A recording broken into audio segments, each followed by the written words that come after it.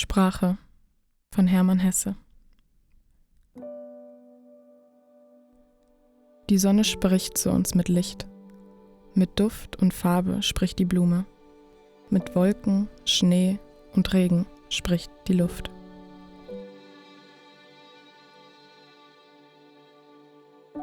Es lebt im Heiligtume der Welt ein unstillbarer Drang, der Dinge Stummheit zu durchbrechen. In Wort, Gebärde, Farbe, Klang, des Seins Geheimnis auszusprechen. Hier strömt der Künste Lichterquell.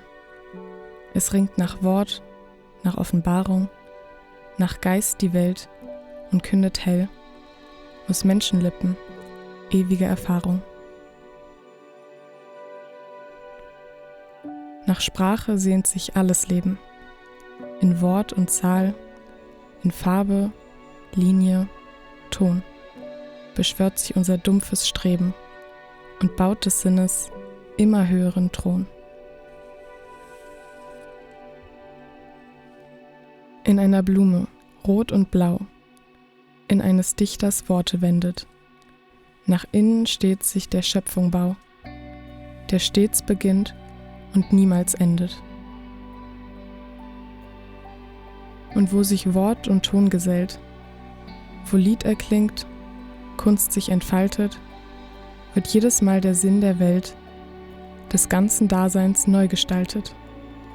Und jedes Lied und jedes Buch und jedes Bild ist ein Enthüllen, ein neuer, tausendster Versuch, des Lebens Einheit zu erfüllen.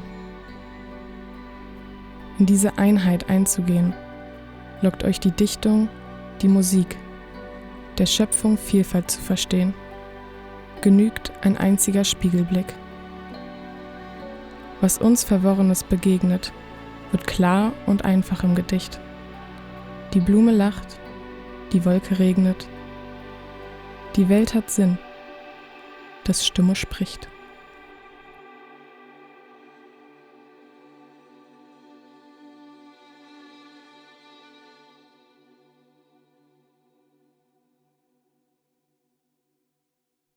Hello. The wonderful rendition you just heard was by one Liza, Musick, and the backing music was called Dear Fallen, an instrumental by Lambro Pollard. And we did the recording in the Noisy Rooms studio. It's close to Warschauer Straße on Revaler Straße, and I've always wanted to do a recording there ever since I photographed at an event, Podfest Berlin, a few years ago. They have wonderful little studios, and I'm thankful for the affordable and well-equipped rooms that they offered. And it was great. It was great doing a recording there. So thanks again, Liza, and thanks to her mother as well, who came by in the first part of this whole event. When was it again? Last week, Saturday it was. And it was the 29th. And she was just there to offer some moral support and maybe, bring her daughter there and to see what the place looked like. So again, thanks to both of you. Now, this is about a little monologue on why I'm doing this, why I chose this poem, why I do this the way I do. Now, this is also in connection to my last podcast episode, 105. And I'm gonna just put this together this way. Now, this poetry project, it's part of the poetry series. And the reason why I'm doing this is because I want to bring together the inspirations and to let you know what are the things that motivate this format. And reason being, one time I was studying in Frankfurt Oder, and I remember a young lady coming to me and she asked me why I was smiling. And I said, well, I'm just, just like that, it's a gift, it's an expression of appreciation and all of that. And she didn't believe me at all, She was like, well, you must be smiling for some reason. There must be something you want. And I'm like, no, I don't want anything. I'm just smiling and expressing to people and kind of showing an appreciation for their presence. And, I kid you not, this young lady was adamant that, I must be lying and there must be something and something I want from people. Why? I gift them with a simple smile. So I'm going to give you today, for those of us who think that way, the reason why I chose this. And there are pretty much 2 or 3 reasons. Now, the first one is, I like poetry.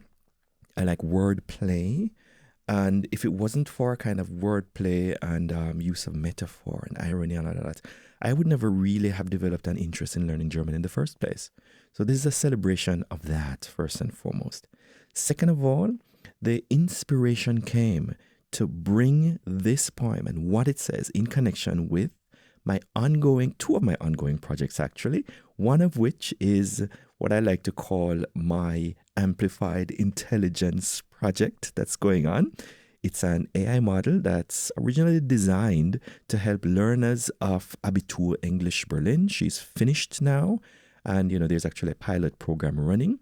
So I'm going to be talking to you a little bit about that and how that connects to the poem. And I'm going to tie that into my whole podcast practice and how this in itself is an expression of the calling to teach that continues to inform the way I do things and the way I present myself to the world.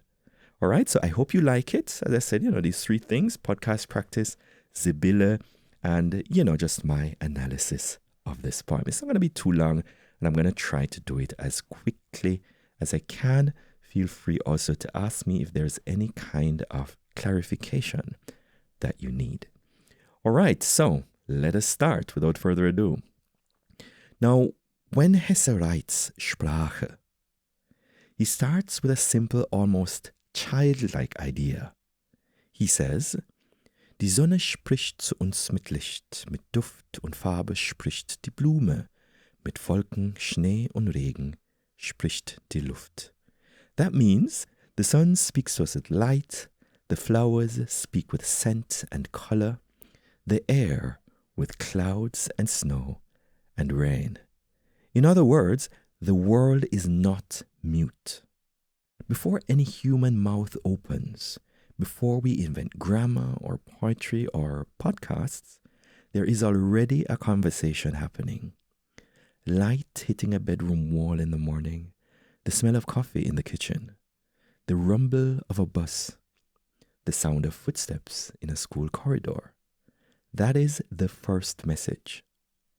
And then Hesse goes a step further. He says, in the Heiligtum der Welt, in the inner sanctuary of the world, there lives an unstillbarer Drang. That means a restless urge, something in existence itself that wants to break the silence of things. Der Dinge Stummheit zu durchbrechen, in Wort, Gebärde, Farbe, Klang, des Seins Geheimnis auszusprechen. So in his view, language and art are not luxuries. They are what happens when the inner pressure finally finds a channel, when the mute world pushes through into word, gesture, color, and sound. And then comes one of my favorite parts in the poem, where he widens the frame and he says, Nach Sprache sehnt sich alles Leben. In Wort und Zahl, in Farbe, Linie, Ton, beschwört sich unser dumpfes Streben. That means all of life longs for language, not just in words, but in numbers, in lines, in tones.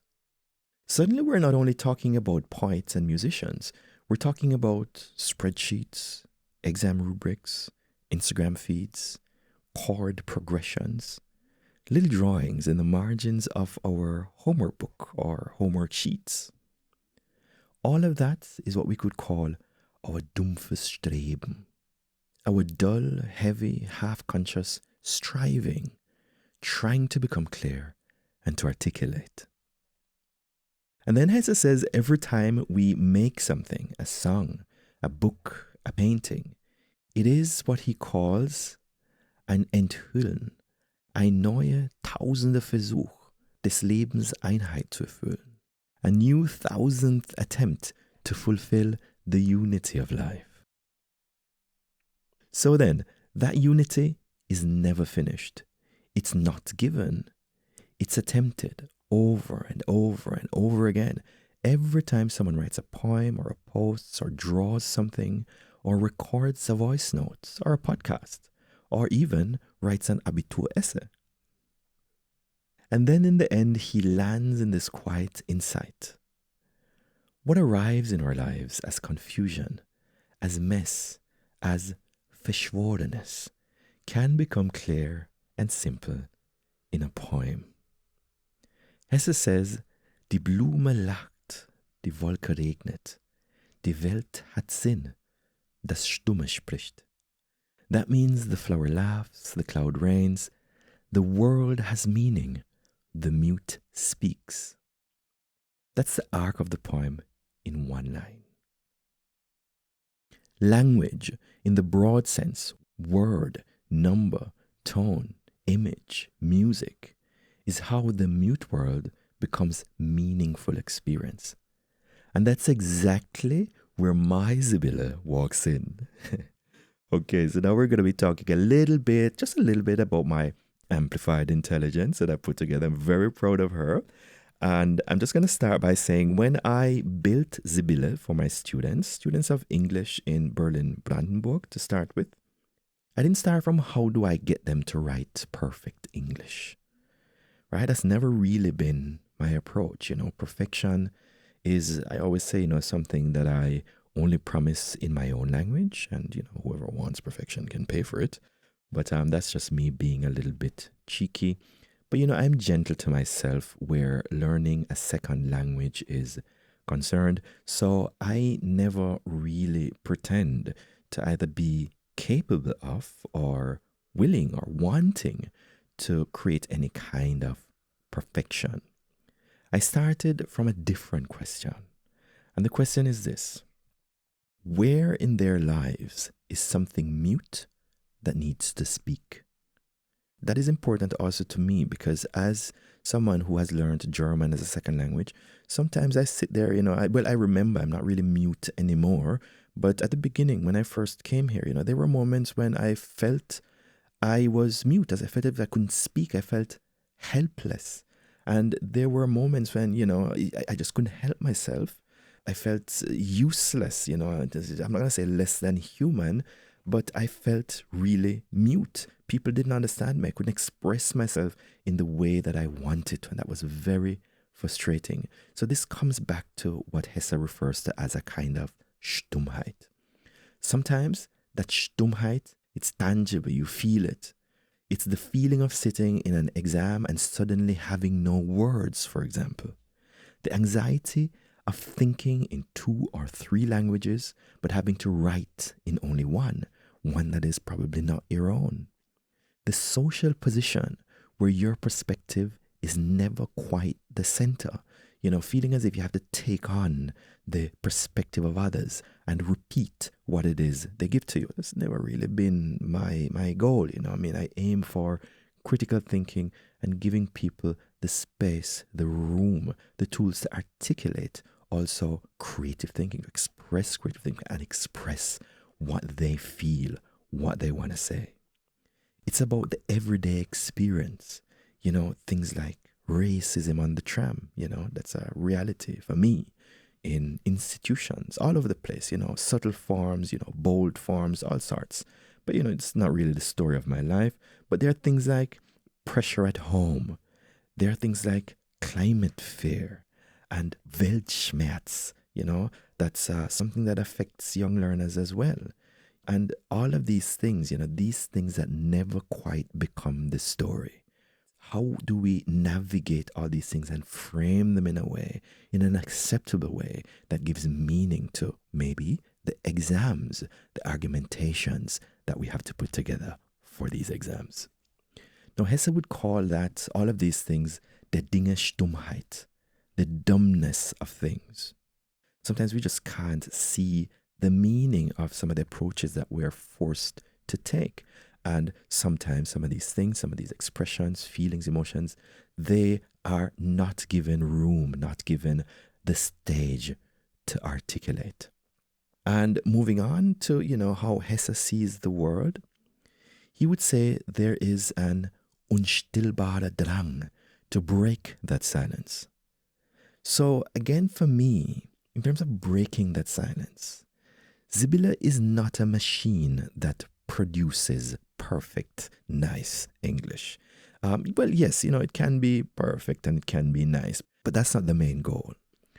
Her job is to be a safe scaffold between das dumpfes Streben and articulate text. Again, Sibylle's job is to be a safe scaffold between das dumpfes Streben and articulate text.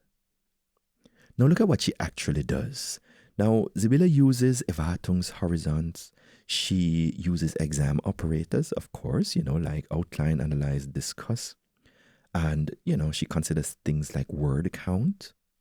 She takes the approach of, what we call resource-oriented training that focuses on the things you can do, what you are capable of doing first and building on that. She doesn't focus on your deficit. She's not going to come with some kind of coil and tell you that you did 100 things wrong and one thing right. She starts first with recognizing your potential, your capability by giving you first easy coaching, which is basically, 2 things that you did right and 1 thing that you can improve on. She can then move on to deeper, stricter feedback if you like, and she can give you the full mechanics, the full overview of all the errors, all the spelling errors, all the things you can do better, and all these things. The student's own paragraph, their voice notes, and maybe one day even their spoken word becomes the Wort und Ton. So everything is basically based on what the student produces. Sibylle is not so easily gonna be persuaded to just produce things on the fly like that out of nothing. You have to do something. Now, all of these are forms, structures, and frames, but very Hesse style, we're not here to glorify the system. These frames and structures are there in service of the student's unity, not mine. The students making sense of the world, forming the world, presenting, articulating all of these things in their own way, not mine.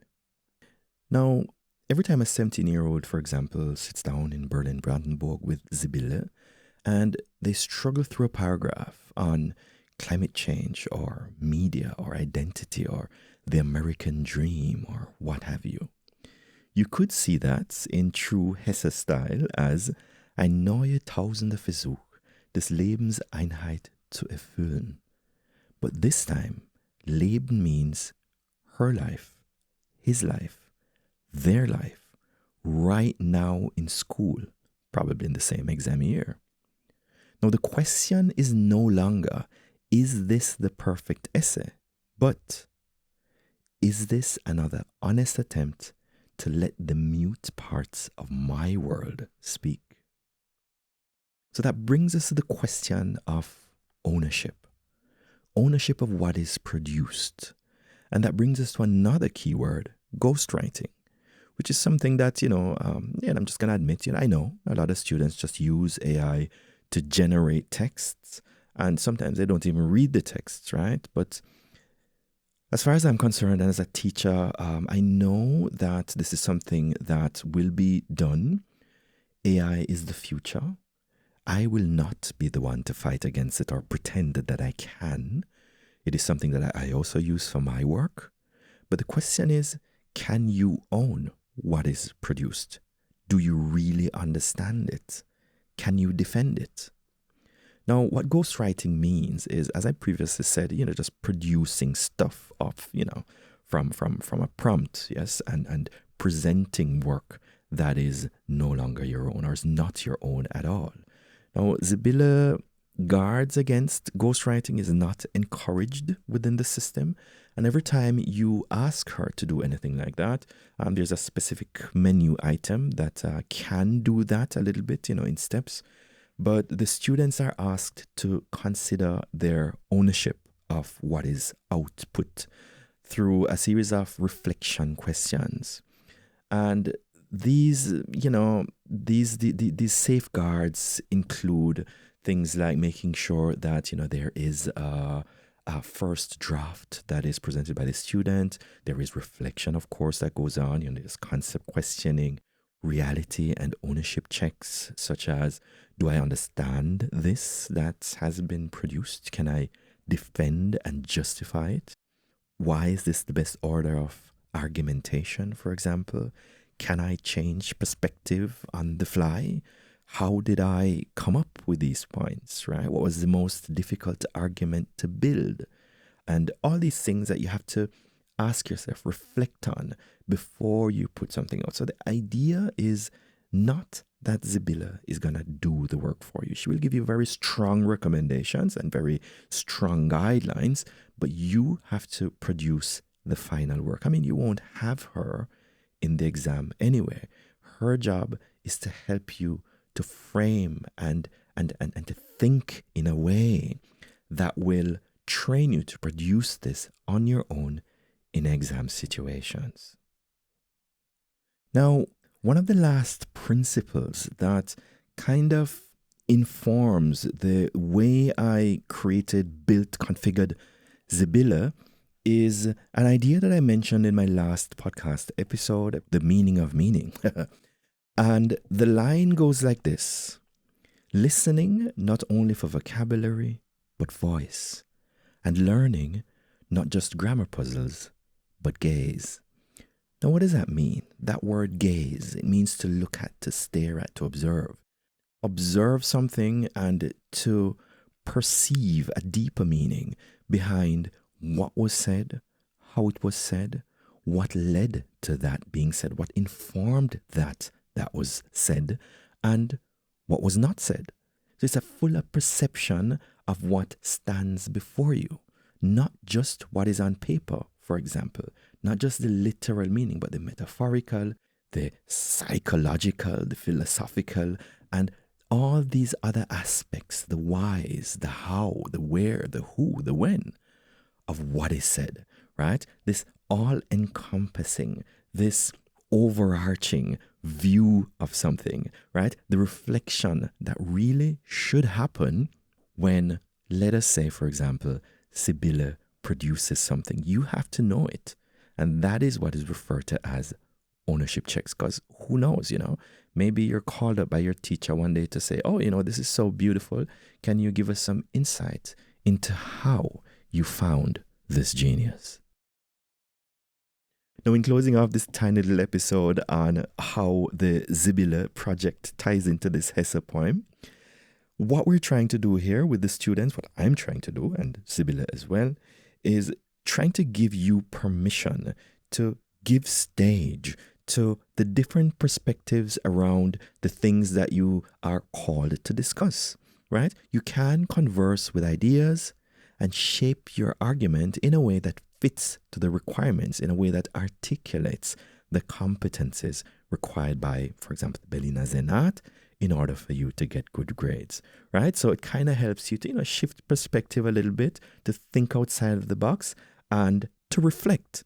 And a large part of learning is reflection. You have to look inside yourself. You have to look into yourself. You have to question yourself. And, sometimes you ask yourself questions you have to answer yourself as well by deciding to do another time, to try another time. And, just to keep persevering. Hopefully, it's a little bit fun, but to keep persevering until you get what it is you need.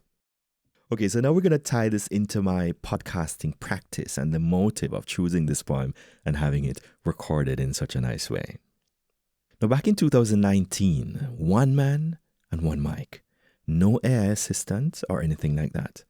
Just a restless brain, a Jamaican heart in Berlin, and a lot of feelings about language, identity, and learning. Now, seen through Hesse's eyes, that was simply the same unstillbare Drang moving through different hardware. The world around me was speaking. Die Sonne spricht, in my case. The lights in those early Berlin mornings in Lichtenberg when I walked to my teaching job. Mit Duft und Farbe spricht die Blume. Now, my own memories of Kingston, Jamaica, St. Mary, Jamaica, different parts of Berlin, Lichtenberg, Prenzlauer Berg, Schöneberg, Kreuzberg, memories of my childhood, my cat, the smell of classroom chalk or the whiteboard markers, the smell of the metal in the underground, Or the cheap coffee that I was, as a teacher, forced to buy. Mit Wolken, Schnee und Regen spricht die Luft. The bigger weather systems, the isms we face sometimes, the German bureaucracy, Bildungspolitik, the rise of AI, the loneliness of a migrant teacher even, the hope and chaos of my students. All of that was stumm until it found form. The podcasting became the place where all these signals were turned into Wort, Gebärde, Farbe und Klang. Stories about teaching and being taught. The sonic texture of my voice. My Jamaican Berlin hybrid gaze. Music, ambience, little jokes, long pauses. The first time you hear your own voice coming back to you through headphones, not as WhatsApp memos or anything, but as a finished piece in a podcast feed, something shifts. You realize I'm not just consuming language, I'm adding to the 1,001st attempt at unity. And now, with Sibylle, it doesn't stop at one man, one mic. The idea that students get structured prompts, they learn to write paragraphs that are secretly small scripts. They practice reflective monologues, exam-style answers that could easily become podcast segments or spoken word pieces. It's their first rehearsal at being, in Hesse's words, Menschenlippen, human lips through which ewige Erfahrung speaks. Not in some grand philosophical way, but very concretely. Their family, their hoods, their school, their playlists, their fairs. Now I'm going to round all of this off, the things that I promised to talk to you about, connecting all of them together. The podcast models what it looks like when das Stumme spricht in one life. Sibylle trains the muscles, the grammar, the vocabulary, the courage, so that young people can do the same in theirs. The classroom and workshops are communal resonance chambers, the Wir, where all these individual attempts bounce off each other. And under all of that, if you listen closely, you can still hear Hesse murmuring. The world will not stop pressing for expression. Technology is neutral. The question is, who gets to be the mouth? An AI can be a mouth. A state institution can be a mouth. An exam can be a mouth. But my dream, and the reason this poem Sprache sits so close to my heart, is that Sibylle and the podcast and everything I build around them help to make you the mouth. The mute parts of your reality, the confused, tangled parts of your story, the heavy, dumpf striving that you carry in your body, find a way to say, Die Welt hat Sinn, das Stumme spricht. If you ever asked me for one Hesse-inspired tagline for all of this, it would be, Sibylle hilft dir, das Stumme sprechen zu lassen, in deine Sprache, mit deiner Stimme. So that's Sprache for you. Not just a poem on a page, but a quiet, stubborn celebration of the age of AI and microphones. So, there we have it, the end of episode 106. Again, thank you kindly to Liza. And as I always say, with a small win is always a good way to begin. I'm looking forward to hearing from you. And bye for now.